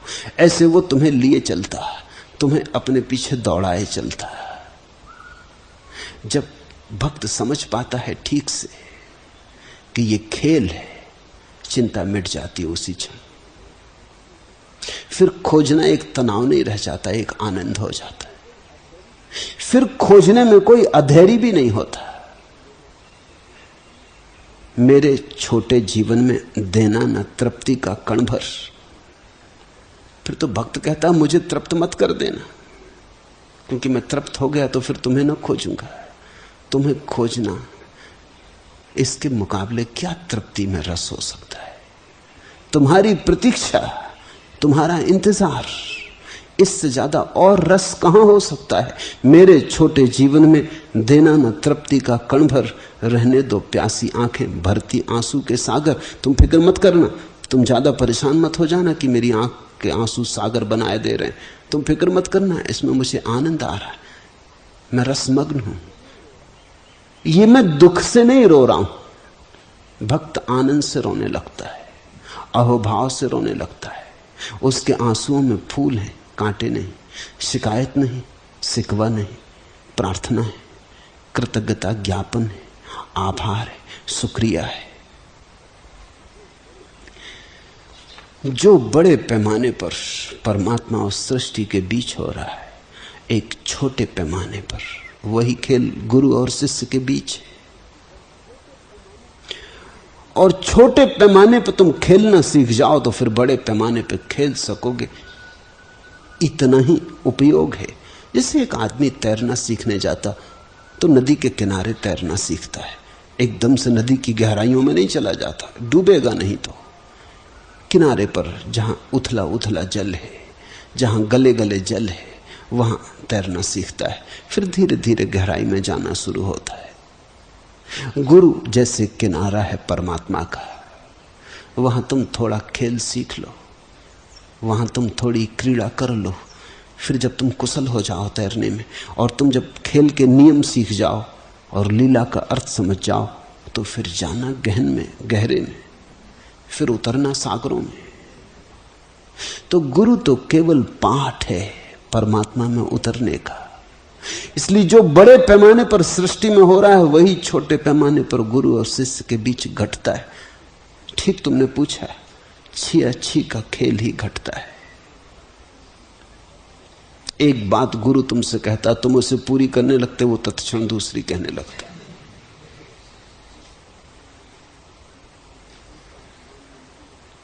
तुम एक बात मानने के करीब आते कि वो सब उखाड़ डालता। तुम घर बनाने को होते कि वो आधार गिरा देता। तुम जल्दी में हो कि किसी तरह हल हो जाए। गुरु इतनी जल्दी में नहीं। गुरु कहता है जो जल्दी हल हो जाएगा वो कोई हल ना हुआ। ये जीवन का ऐसा प्रगाढ़ रहस्य है कि जल्दी हल नहीं हो सकता। ये कोई मौसमी फूल के पौधे नहीं हैं। ये बड़े दरख्त हैं जो आकाश को छूते, जो हजारों साल जीते, जो चांतारों से बात करते। इनमें प्रतीक्षा है। मैंने सुना है महर्षि काश्यप की पत्नी को बड़ी आकांक्षा थी कि एक ऐसा पुत्र हो जो महासत्व हो। साधारण पुत्र की आकांक्षा नहीं थी। कश्यप की पत्नी थी, साधारण पुत्र की आकांक्षा भी क्या करती, कम से कम कश्यप जैसा तो हो, कश्यप से बड़ा हो, ऐसी आकांक्षा थी। महासत्व हो, बोधिसत्व हो, बुद्ध जैसा हो। तो उसने बड़ी प्रार्थनाएं की। कहते हैं ईश्वर उस पर प्रसन्न हुआ और विनीता उसका नाम था। उसे एक डिंब दिया गया कि उससे महासत्व संतान होगी। लेकिन वो बड़ी हैरान हुई। जैसा नियम होना चाहिए कि 9 महीने में बच्चा पैदा हो, बच्चे की कोई खबर ही नहीं। 9 महीने क्या सालों बीतने लगे। वो बड़ी परेशान हुई। वो जल्दी में थी कि बच्चा होना चाहिए। वो बूढ़े होने के करीब आ गई तो उसने डिंब फोड़ डाला। बच्चा निकला, लेकिन आधा निकला। जो बच्चा पैदा हुआ, पुराणों में उसी का नाम अरुण है। वही बच्चा बाद में सूर्य का सारथी बना। अरुण जब पैदा हुआ तो उसने बड़े क्रोध से अपनी मां से कहा कि सुन, तू महासत्व संतान चाहती, लेकिन महाप्रतीक्षा करने की तेरी कुशलता और क्षमता नहीं। तूने बीच में ही अंडा फोड़ दिया। मैं अभी आधा ही बढ़ पाया हूं। पर मां ने कहा प्रतीक्षा हो गई, सालों बीत गए। तो उस बेटे ने कहा फिर महासत्व संतान की आकांक्षा नहीं करनी चाहिए। फिर साधारण बच्चा चाहिए तो 9 महीने में मिल जाता। महासत्व चाहिए तो महाप्रतीक्षा चाहिए। शिष्य तो बड़ी जल्दी में होते, उन्हें तो लगता है अभी हो जाए, कोई दे दे तो झंझट मिटे। तुम्हें रस नहीं है खोज का।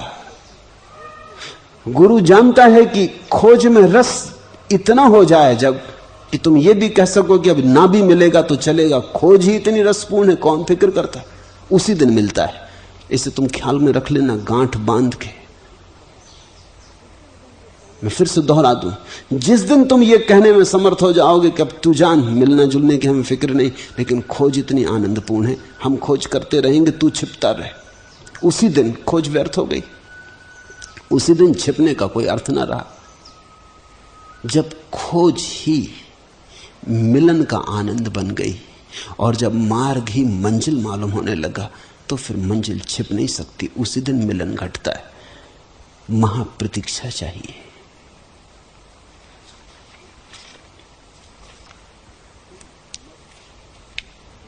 तुम अमर प्रतिज्ञा हो में पग विरह पथिक का धीमा, आते जाते मिट जाऊं पाऊं न पंथ की सीमा। पाने में तुमको खोऊं, खोने में समझूं पाना, यह चिर अतृप्ति हो जीवन, चिर तृष्णा हो मिट जाना। मेघों में विद्युत सी छवि उनकी बनकर मिट जाती, आंखों की चित्रपटी में जिसमें मैं आंख न पाऊं। वह आभा बन खो जाते शशि किरणों की उलझन में, जिसमें उनको कण-कण में ढूंढूं पहचान न पाऊं। एक अनंत प्रतीक्षा चाहिए, महत प्रतीक्षा चाहिए। तो गुरु कई बार तुमसे कहता है अभी हुआ जाता, अभी हुआ जाता, बस होने को ही है। वो सिर्फ इसलिए ताकि तुम खोज में लगे रहो, ताकि तुम्हारा धैर्य बंधा रहे। पहुंचे पहुंचे गुरु कहता जाता है। ये देखो किनारा करीब आ रहा, पक्षी उड़ते दिखाई पड़ने लगे, देखो दूर किनारे वृक्ष दिखाई पड़ने लगे, अब हम पहुंचते।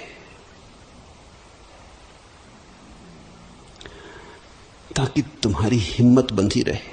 तुम्हारी हिम्मत बड़ी कमजोर है, और जैसे ही तुम किसी स्थिति में स्थिर होने लगते हो, किसी मकान के नीचे घर बनाने लगते हो और किसी पड़ाव को मंजिल समझने लगते हो, तत्क्षण गुरु डेरा उखाड़ देता। वो कहता चलो बस हो गया, अभी मंजिल बहुत है, अभी बहुत दूर जाना है, अभी यहां घर नहीं बना लेना है। ऐसी छिया-छी चलती, धीरे धीरे तुम इस राज्य को समझने लगते। अनुभव से ही समझ में आता है। धीरे धीरे तुम समझने लगते कि वास्तविक बात पाना नहीं है, खोजना है। वास्तविक बात पहुंच जाना नहीं है, पहुंचने की चेष्टा करते रहना। वास्तविक बात यात्रा है, मंजिल नहीं। हालांकि मैं समझता हूं तुम्हारी बड़ी जल्दी है किसी तरह मंजिल मिल जाए, कोई चोर दरवाजा हो वहां से पहुंच जाएं, या कोई रुस्वत चलती हो तो किसी द्वारपाल को रुस्वत दे दें और अंदर हो जाएं, या कोई शॉर्टकट। मगर न कोई शॉर्टकट है, न कोई चोर दरवाजा है, न रुस्वत चलती, न तुम्हारे पुण्य से कुछ होगा, न तुम्हारी तपश्चर्या से कुछ होगा। अनंत यात्रा है परमात्मा। परमात्मा मंजिल है इस भाषा में सोचा कि तुम भूल में पड़ोगे, क्योंकि मंजिल का मतलब है फिर उसके बाद बैठ गए फिर कुछ भी नहीं। परमात्मा सतत जीवन है, इसलिए बैठना तो घट ही नहीं सकता, यात्रा होती रहेगी। परमात्मा प्रक्रिया है, वस्तु नहीं। वस्तु की तरह सोचोगे तो भ्रांति होगी, भूल होगी। परमात्मा प्रक्रिया है, चलते रहने में, जीते रहने में, बहते रहने में। जैसे नदी बही जाती सागर की तरफ, और सागर उड़ उड़ के नदी की तरफ बहता रहता है, ऐसे ही साधक खोजते रहते परमात्मा को, परमात्मा साधकों को खोजता रहता। ये खेल छिया-छी का है। जिस दिन समझ में आ जाएगा कि खेल है, तनाव समाप्त हो जाएगा, फिर खेल में पूरा मजा आएगा। हम तो ऐसे पागल हैं कि खेल में भी तनाव बना लेते हैं। तुमने देखा दो आदमी ताश खेल रहे हो, कैसा सिर भारी कर लेते, लड़ने मारने को उतारू हो जाते, तलवारें खिंच जाती हैं शतरंज के खेलों में। लोगों ने एक दूसरे की हत्या कर दी शतरंज खेलते हुए, ऐसे पगला जाते, और कुछ भी नहीं है वहां, न हाथी है, न घोड़े हैं, न राजा है, न कुछ, लकड़ी के या बहुत हुए हाथी दांत के, सब नकली हैं। मगर ऐसा रस पैदा हो जाता है कि जी जान की बाजी लग जाती है। लोग खेल में इतनी गंभीरता ले लेते हैं, और साधक वही है जो गंभीरता में भी खेल ले ले।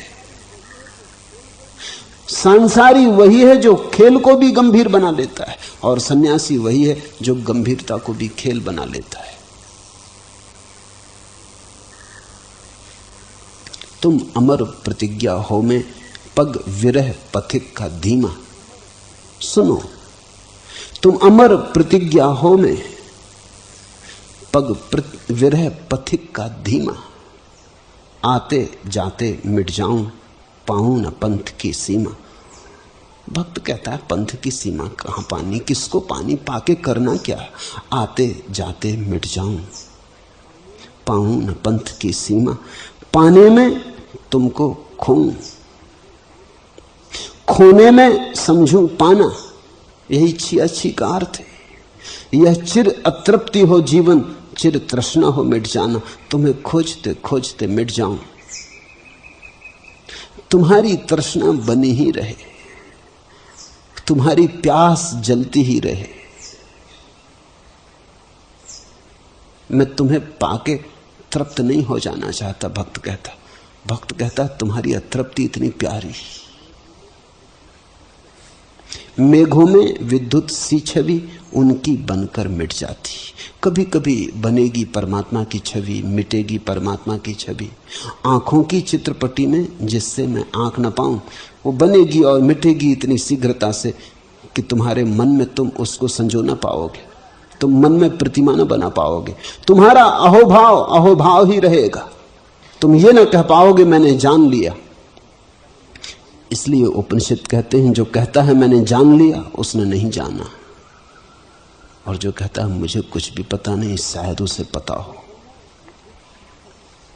मेघों में विद्युत सी छवि उनकी बनकर मिट जाती, आंखों की चित्रपटी में जिससे मैं आंख न पाऊं। कोई प्रतिमा नहीं बन पाती, झलक आती और जाती, और इतनी त्वरा से, इतनी तीव्रता से कि तुम मुट्ठी नहीं बांध पाते।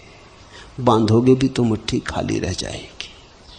परमात्मा मुट्ठी में बांधा नहीं जा सकता, न शब्दों में, न सिद्धांतों में, न शास्त्रों में।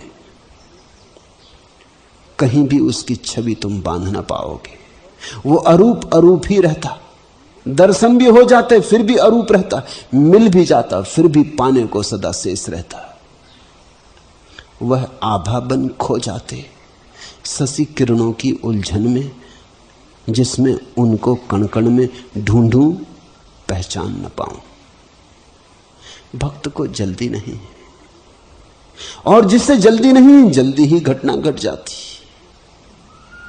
और जिसे बहुत जल्दी है उसे अनंत अनंत काल तक भटकना पड़ता और घटना नहीं घटती। अगर तुम चाहते हो अभी मिल जाए परमात्मा, तो तुम अनंत प्रतीक्षा के लिए राजी हो जाओ। कह दो जब मिलना हो मिल जाना, कुछ जल्दी नहीं। हम खोजते रहेंगे, हम खोज में बहुत तृप्त हैं, हम अतृप्ति में भी बहुत तृप्त हैं। हमारे ये विरह के आंसू भी बड़े आनंदपूर्ण हैं।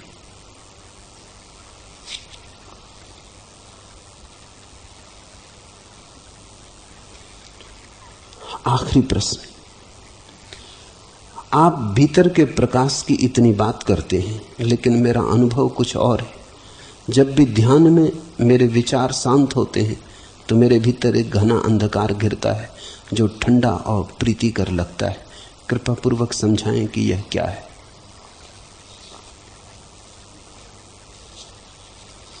सुबह होने के पूर्व रात गहन रूप से अंधेरी हो जाती, और अंधेरे के गर्भ से ही सुबह का जन्म होता है। तो जब मैं तुमसे निरंतर बात करता हूं प्रकाश की, तुम ये मत समझ लेना कि तुम भीतर जाओगे तो तत्क्षण प्रकाश मिल जाएगा। पहले तो गुजरना पड़ेगा गहन रात्रि से। उसी रात्रि के अंत पर सुबह प्रकाश है। ईसाई फकीरों ने इस अवस्था को dark night of the soul कहा है, आत्मा की अंधेरी रात।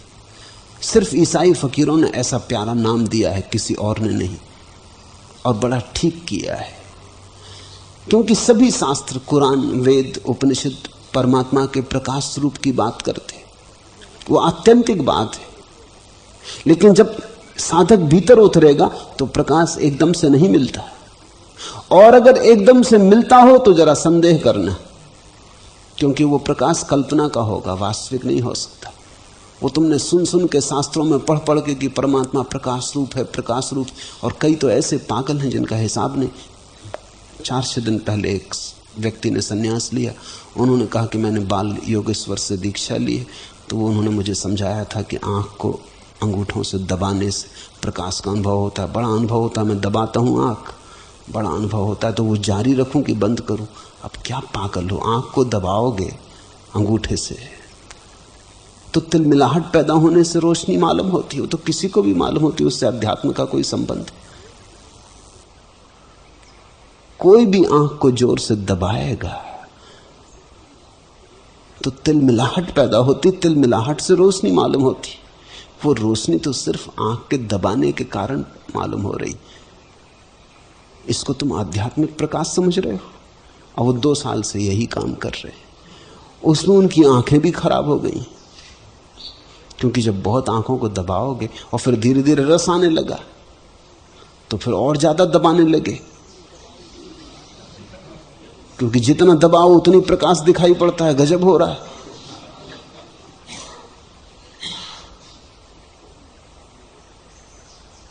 इसको बाल योगेश्वर ज्ञान कहते। आंख में दबाने से जो रोशनी पैदा होती है, ज्ञान है। अब ये मामला ऐसा है कि किसी की भी आंख दबा दो, उसको रोशनी दिखाई पड़ती है, वो भी चकित हो जाता है कि तो बात बिल्कुल ठीक हो रही, हमें पता ही नहीं था, बड़ा सीधा सुगम उपाय मिल गया। या फिर ऐसे लोग हैं जो कहते हैं रोशनी की भीतर धारणा करो, आंख बंद कर लो, दोनों आंखों के मध्य में देखो कि एक दिए की ज्योति जल रही या एक प्रकाश का बिंदु, उस पर ध्यान रखो। अगर तुम ऐसी कल्पना करोगे तो धीरे धीरे कल्पना प्रगाढ़ हो जाएगी, तुम्हें रोशनी दिखाई पड़ने लगेगी, मगर ये झूठी रोशनी। धर्म ज्योति ने पूछा है ये प्रश्न, ठीक हो रहा है। अंधेरी रात से गुजर के ही जो सुबह होगा, जिस सुबह को तुम नहीं ला सकते, जो अपने आप आती है सुबह, वो अंधेरी रात से गुजर के आती। तुम अंधेरी रात में शांति से गुजरो, जाओ। प्रकाश करीब आने के पहले रात बहुत अंधेरी हो जाएगी, मगर शुभ हो रहा है, क्योंकि अंधेरे के साथ एक ठंडा और प्रीतिकर भाव है, तो बिल्कुल शुभ हो रहा है। भय ना हो अंधेरे से, प्रेम हो अंधेरे से, तो सुबह ज्यादा दूर नहीं। अगर भय हो तो तुम भागने लगोगे, भागने लगे तो सुबह से दूर हो जाओगे, भागोगे तो अंधेरे से दूर हो जाओगे सुबह से। और ठंडा शीतल बिल्कुल शुभ हो रहा है। ठंडा और शीतल ही है अंधेरे का अनुभव। वो तो भय के कारण हम अनुभव नहीं कर पाते। बचपन से ही अंधेरे के संबंध में हमारी गलत धारणा हो जाती। बच्चा डरता अंधेरे से क्योंकि अकेला रह जाता है, अंधेरे में घबराता है कि पता नहीं कुछ कोई आ ना जाए, कुछ मार ना दे, कोई चोट ना कर दे, कुछ गिर ना पड़े। छोटा बच्चा, वो भय बैठ जाता है। और फिर मनुष्य जाति के इतिहास में भी आज से कोई 10,000 20,000 साल पहले जब आदमी जंगलों में था, गुफाओं में था, आग का आविष्कार न हुआ था, तो रात बड़ी घबराने वाली थी, क्योंकि रात को ही जंगली जानवर हमला करते थे। दिन तो किसी तरह गुजर जाता था, रात में हमला होता था। दिन में तो सूरज की रोशनी होती, आदमी अपने को बचा लेता, भाग जाता। रात को सिंह गरजते और शिकार करते और 1000 तरह के जंगली जानवर थे, उन सब के बीच बचना बड़ा कठिन था। तो रात के साथ उन सब का जोड़ हो गया। मनोवैज्ञानिक कहते हैं कि प्रत्येक मनुष्य के अचेतन मन में वो गुफा मानव का अनुभव अभी तक पड़ा है, वो गया नहीं, वो शरीर की स्मृति में समाविष्ट हो गया है। तो इसलिए हम अंधेरे से डरते हैं। अब तो कोई कारण भी नहीं, घर में बैठे हैं, बिजली पास में, जब बटन दबाओ रोशनी हो जाए, कोई झंझट भी नहीं है ऐसी। देश में अनुशासन पर्व चल रहा है, कोई उपद्रव नहीं है, कोई डर का कारण नहीं है। अपने कमरे में बैठे तो भी अंधेरे से घबरा रहे हैं।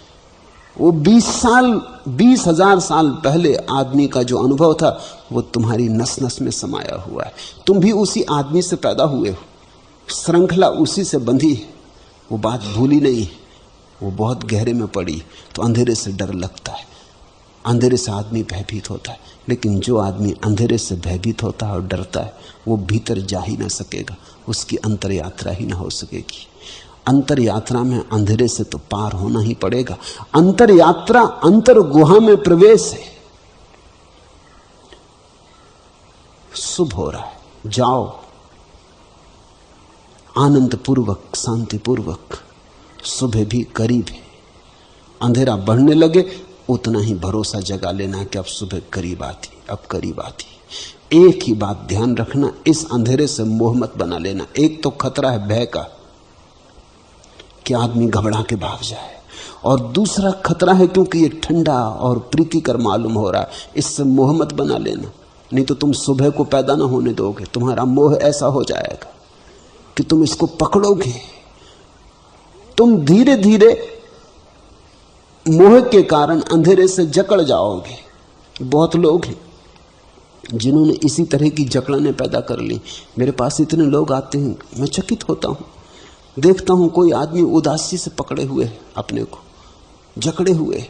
वो कहता है कि मुझे उदासी नहीं चाहिए, लेकिन सब उपाय करता है कि उदास हो जाए। बातें करता है कि मुझे उदासी से बाहर खींचो, लेकिन जब मैं उसे समझा रहा होता हूं तब मैं देख रहा होता हूं कि वो सुन भी नहीं रहा है। वो शायद मेरी बातों को सुन के भी उदास हो जाएगा। ऐसे भी लोग मैंने देखे, वो मुझे सुन के कहने लगे कि हम पहले से उदास थे, आपकी बातें सुन के और उदास हो गए। मैंने तुम्हें कौन सी बात कही? कहा आपने प्रकाश की और आनंद की इतनी बात कही कि उस समय ऐसा लगने लगा कि अरे तो हम बड़े चूक रहे हैं, और उदासी आ गई, तो हमारा जीवन बेकार ही गया। देखते हैं, मैं प्रकाश की बात कर रहा हूं परमात्मा की कि तुम उठो, जागो, खोजो। वो कहते हैं हम और सुस्त होकर गिर पड़े कि मार डाला, हम तो सोचते थे सब ठीक चल रहा है, आपने और ये कहां की बात कह दी। इससे हम और भी उदास हो गए। लोग दुख से संबंध बना लेते हैं, फिर संबंध ऐसे हो जाते हैं प्राचीन और आदत के कि छूटना भी चाहो तो छूटते नहीं। एक हाथ से छूटते हो, दूसरे हाथ से बनाए चले जाते हो। इसका थोड़ा ख्याल रखना। कल मैं एक गीत पढ़ता था, एक उदास तन्हाई जिंदगी को रास आई। कुछ लोग हैं जिन्हें उदासी और अकेलापन रास आ जाता, क्योंकि किसी के साथ रहो तो झंझट तो आती है। तुम जानते हो साथ यानी झंझट, इसलिए तो आदमी सांस से भागता है। किसी के भी साथ रहो तो थोड़ी बहुत झंझट होगी, क्योंकि जहां दो बर्तन हुए थोड़ी आवाज कलह होना शुरू होती, वहीं चुनौती भी है। लेकिन इससे आदमी डर सकता है, भाग सकता है कि इससे तो अकेले बेहतर, अकेले राम, कोई झंझट नहीं। मगर अकेले राम तो हो गए, लेकिन चुनौती नहीं रही, सीता नहीं रही, रावण नहीं रहे। अकेले राम तो हो गए, लेकिन रामलीला खत्म। तो तुम तो राम से भी ज्यादा समझदार हो गए। राम का सारा व्यक्तित्व निखरा, क्योंकि अकेले राम नहीं थे। बड़ी चारों तरफ जीवन की संघर्ष की स्थिति थी, उसमें से व्यक्तित्व निखरता है। तो अकेले में एक तरह की मुर्दा शांति है। एक उदास तन्हाई जिंदगी को रास आई, दिल में तेरी चाहत भी लेके रंगे यास आई। आस की सके बाई क्यों न मेरे पास आई।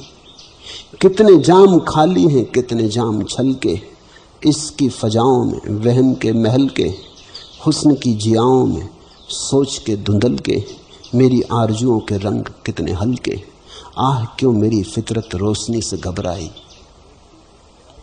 आह क्यों मेरी फितरत रोशनी से घबराई। खलअतों की सैदाई जलवतों से शर्माई। एक उदास तन्हाई जिंदगी को रास आई। तुम कहीं इस उदासी से रास मत आ जाना, इस उदासी से संग साथ मत बना लेना, इस उदासी से गठबंधन मत कर लेना, इस उदासी से विवाह मत कर बैठना। ये ठंडी है और प्रीतिकर है। आह क्यों मेरी फितरत रोशनी से घबराई। और अगर इससे तुमने बहुत संबंध बना लिया तो फिर तुम रोशनी से घबराने लगोगे। कुछ लोग हैं जो अंधेरे से घबराते, अंधेरे से घबरा के भागते हैं तो रोशनी तक नहीं पहुंच पाते। फिर कुछ लोग हैं जो रोशनी से घबराने लगते हैं, क्योंकि अंधेरे से उनका प्रेम बन जाता।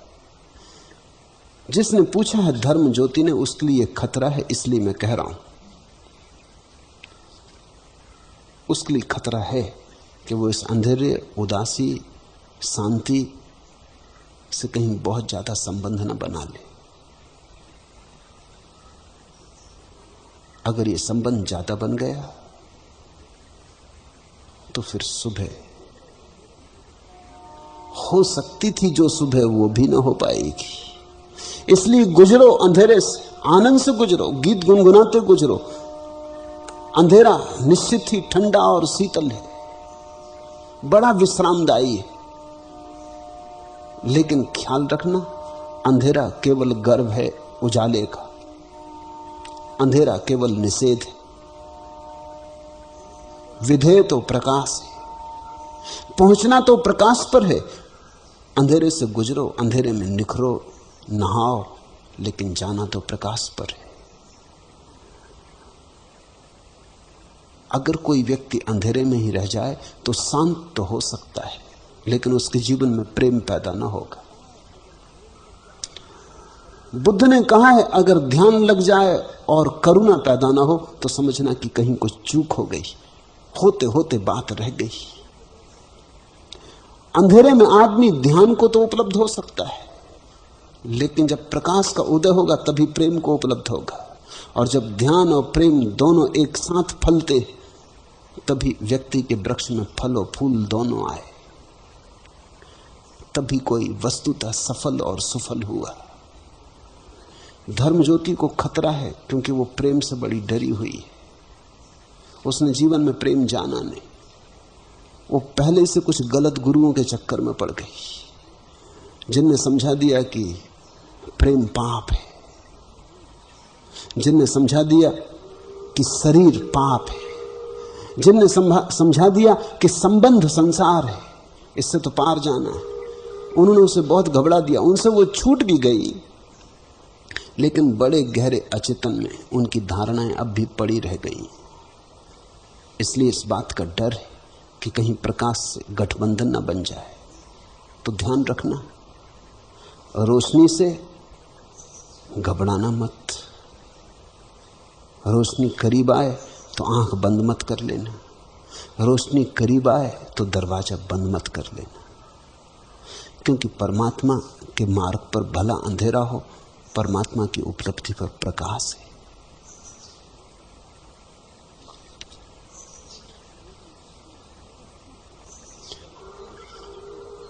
उसकी प्रतीक्षा करते रहना अंधेरी रात में भी, अंधेरी रात में भी उसे पहचानने की कोशिश जारी रहे। कुमुद दल से वेदना के दाग को पहुंचती जब आंसुओं से रश्मियां, चौंक उठती अनिल के विश्वास छू, तारिकाएं चिकित्सी अनजान सी, अवनी अंबर की रुपहली सीप में तरल मोती सा जलधि जब कांपता, तैरते घन मृदुल हिम के पुंज से ज्योत्सना के रजत पारावार में सुरभि बन जो थपकियां देता मुझे, नींद के उच्छ्वास सा वह कौन है? अंधेरे में भी जो तुम्हें थपकियां दे, ख्याल रखना वही है।